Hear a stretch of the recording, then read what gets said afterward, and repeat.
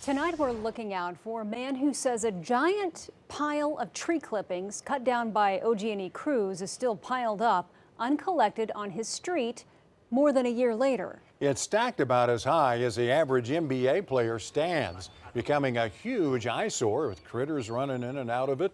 News 4's Spencer Humphrey is here with that man's year-long frustrating search for answers. Spencer?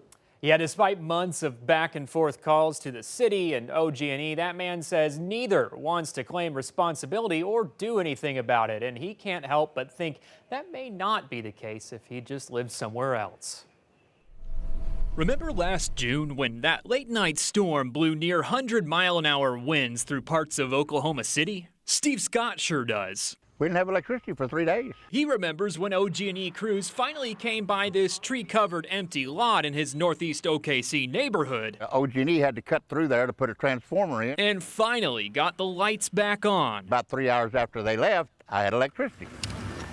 He also remembers the pile of limbs they left sitting at the curb.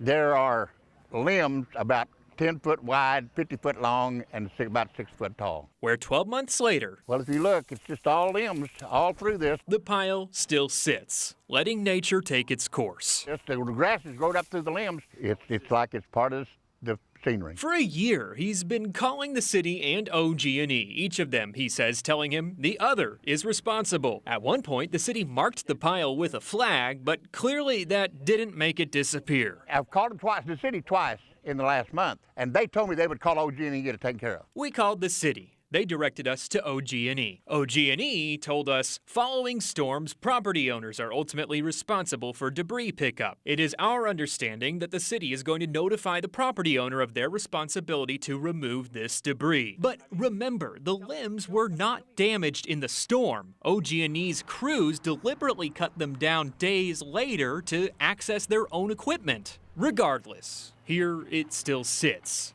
Result of a year-long blame game that's only left Scott a pile and a bad taste in his mouth. Nobody's going to take care of it because this is the northeast side, and I hate to say that, but that's just what I believe. If we were in Edmond, that would not be there, sir.